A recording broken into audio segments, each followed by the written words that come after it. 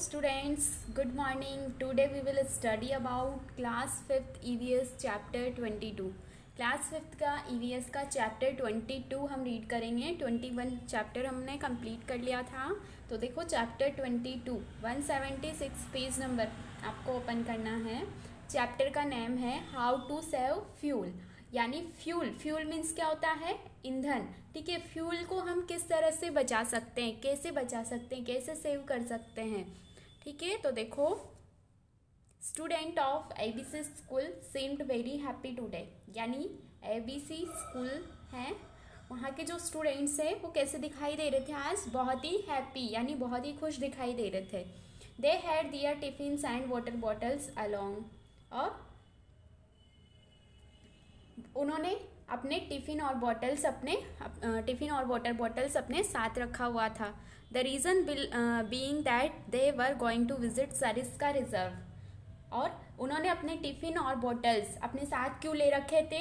क्योंकि वो कहाँ पर जा रहे थे विजिट करने के लिए, घूमने के लिए? सरिस्का रिजर्व पार्क जा रहे थे. कहाँ पर है सरिस्का? अलवर के अंदर है. ठीक है, सरिस्का जो रिजर्व नेशनल पार्क है वो कहाँ पर है? अलवर के अंदर है. ठीक है, which was 125 kilometre far away from their school, और उनके स्कूल से सरिस्का रिजर्व कितने दूर है? 125 किलोमीटर दूर है.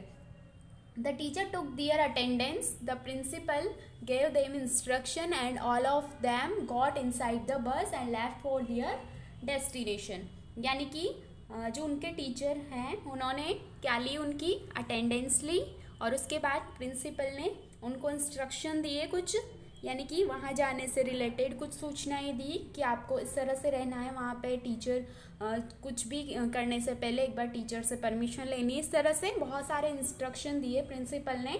और उसके बाद सारे बच्चे कहाँ पर बैठ गए? बस के अंदर बैठ गए, और कहाँ के लिए निकल गए? वो अपनी डेस्टिनेशन, यानी जहाँ उनको जाना था वहाँ के लिए निकल गए. It was morning time and the traffic was less, यानी मॉर्निंग का टाइम था, सुबह का टाइम था, और ट्रैफिक बहुत ही कम था.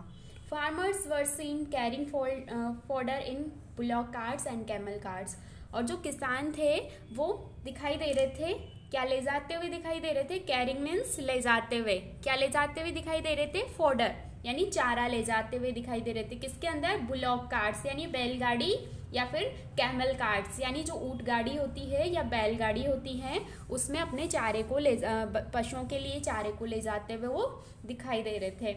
It took 2 hours to reach Alwar because there were rows of vehicles, और उन स्टूडेंट्स को अलवर पहुंचने में कितना टाइम लग गया? 2 hours लग गए. क्यों लगे? क्योंकि वहाँ पर व्हीकल्स की रोज बनी हुई थी, यानी लाइनें बनी हुई थी, इसलिए उनको निकलने में टाइम लग गया. All of them began to feel uneasy at the sound of the horns and due to air pollution. यानी वो सभी जो थे वो बहुत ही अनईजी फील कर रहे थे.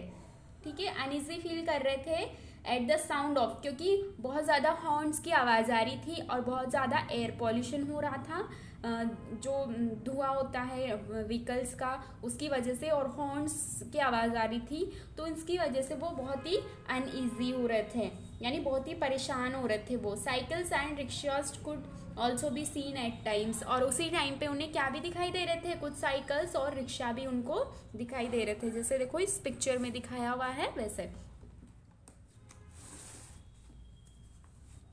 विच vehicles do you see in the picture, यानी ये जो पिक्चर यहाँ पे दी है ये वाली, तो इसमें आपको कौन कौन से व्हीकल्स दिखाई दे रहे हैं? बताओ कौन कौन से व्हीकल्स दिख रहे हैं? यहाँ पे कार है, ठीक है, वैन है, मोटरसाइकिल्स है, साइकिल्स भी है, रिक्शा भी है, ठीक है, ऑटो भी है, और ठीक है, तो सारे व्हीकल्स यहाँ पर दिखाई दे रहे हैं. Which fuel do these vehicles use, और ये जो यहाँ पर जो भी व्हीकल्स दिखाई दे रहे हैं उनमें कौन सा फ्यूल यूज़ किया जाता है? तो कुछ में पेट्रोल का यूज़ करते हैं, किसी में डीजल का यूज़ करते हैं. ठीक है, name the vehicles which do not need fuel to move, और ऐसे व्हीकल्स का नाम बताओ जिनको फ्यूल की ज़रूरत नहीं होती है. तो बताओ रिक्शा में नहीं होती फ्यूल की ज़रूरत, होती है क्या? नहीं होती ना. साइकिल में भी नहीं होती फ्यूल की ज़रूरत. Think and tell, name the vehicles owned by your family. यानी आपकी फैमिली में आपका कुछ मतलब पर्सनल व्हीकल्स है तो उसका नाम बताओ। होती है, किसी के पास मोटरसाइकिल होती है, किसी के पास कार होती है, ठीक है। Which vehicles do the members of your family use to reach their working place. आपके जो फैमिली मेंबर्स है वो अपने वर्किंग प्लेस पे जाने के लिए कौन से व्हीकल्स का यूज़ करते हैं, ठीक है। तो कुछ बस से जाते हैं, कुछ मोटरसाइकिल से जाते हैं, या कुछ कार से जाते हैं, ठीक है। What are the other means of transportation besides those you see in the picture.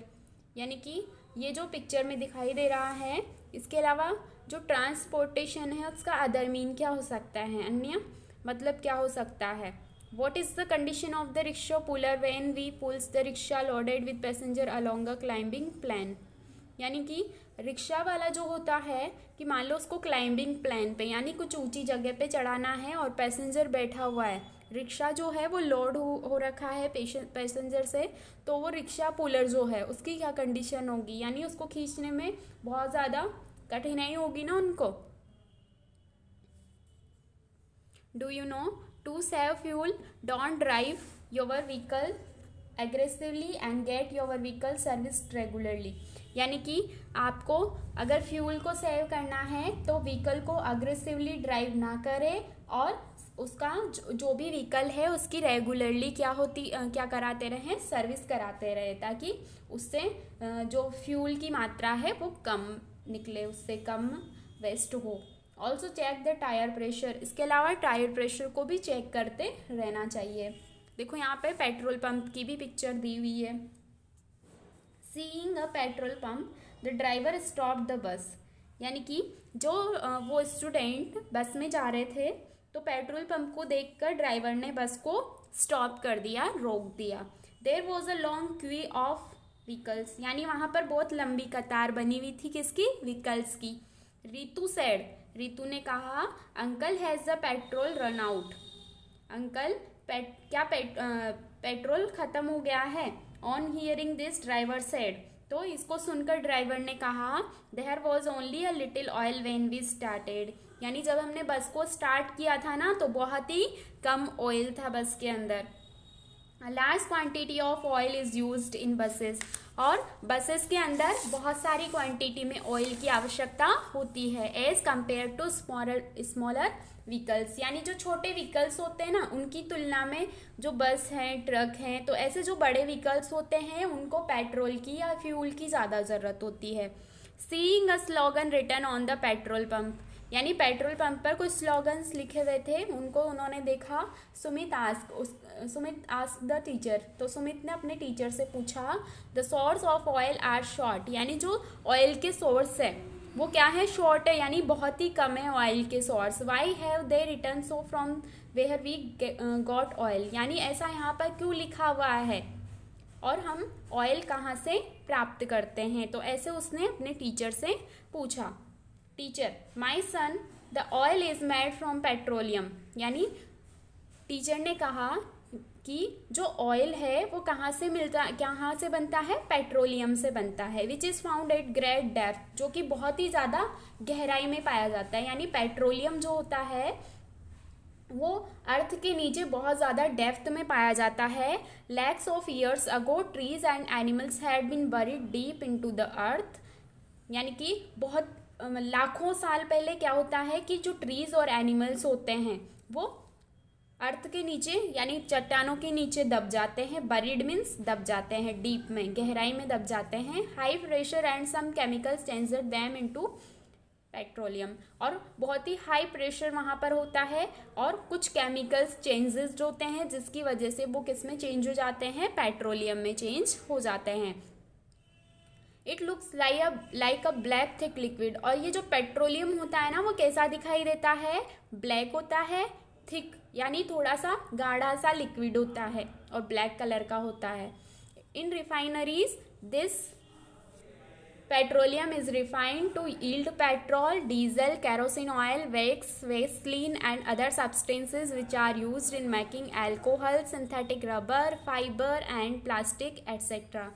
यानी ये जो पेट्रोलियम होता है उसको रिफाइनरीज में, जो रिफाइनरीज होती हैं वहाँ पे इस पेट्रोलियम को किस में चेंज किया जाता है, पेट्रोल में, यानी जो प्योर पेट्रोल होता है उसमें चेंज किया जाता है, डीजल, कैरोसिन ऑयल बनाया जाता है, वेक्स, वेसिन और कुछ अदर सब्सटेंसेस इससे बनाए जाते हैं, जैसे एल्कोहल, सिंथेटिक रबर बनाया जाता है, फाइबर यानी रेशे बनाए जाते हैं, प्लास्टिक बनाया जाता है, ठीक है। तो इन सब के लिए इसका पेट्रोलियम का यूज़ किया जाता है।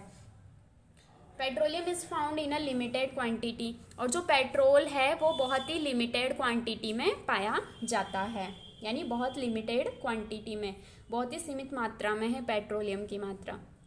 पिंकी, तो पिंकी ने क्या बोला, then it will exhaust very soon, यानी कि ये बहुत ही जल्दी खत्म हो जाएंगे। एग्जॉस्ट मीन्स खत्म हो जाएंगे। Where is petroleum found in our country, यानी हमारी कंट्री में पेट्रोलियम कहाँ कहाँ से मिलता है।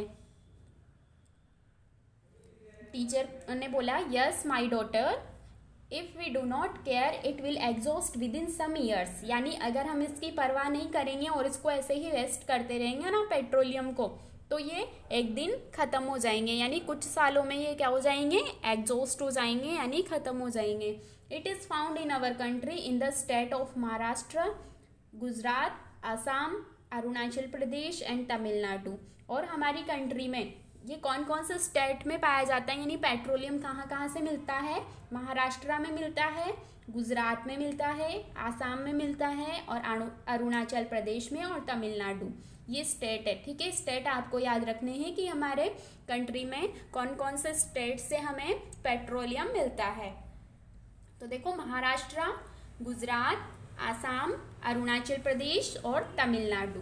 और राजस्थान में कहाँ पर, कौन से डिस्ट्रिक्ट में, बाड़मेर डिस्ट्रिक्ट में, ठीक है। बाड़मेर डिस्ट्रिक्ट से पेट्रोलियम पदार्थ मिलता है राजस्थान में। और पूरे कंट्री के अंदर महाराष्ट्र, गुजरात, आसाम, अरुणाचल प्रदेश और तमिलनाडु, ठीक है, इन स्टेट से पेट्रोलियम पदार्थ मिलता है, यानी यहाँ पर निकाला जाता है। तो यहाँ पर देखो मैप भी दिया हुआ है, ऑयल प्रोड्यूसिंग स्टेट, ठीक है, ऑयल प्रोड्यूसिंग स्टेट दिए हैं, ये यहाँ पर हमारा राजस्थान है, ठीक है। राजस्थान में कहाँ, कौन से डिस्ट्रिक्ट में पेट्रोलियम बनता है या निकाला जाता है, बाड़मेर में, ठीक है। उसके बाद गुजरात में, इधर महाराष्ट्र में, ठीक है, नीचे यहाँ पे तमिलनाडु में, और इधर आसाम है, यहाँ पे अरुणाचल प्रदेश है, ठीक है। तो ये जो मैप में दिए हुए हैं यहाँ पे जो भी स्टेट, उनसे हमें हमारी इंडिया के अंदर इन स्टेट से ही क्या मिलता है, पेट्रोलियम मिलता है, ठीक है।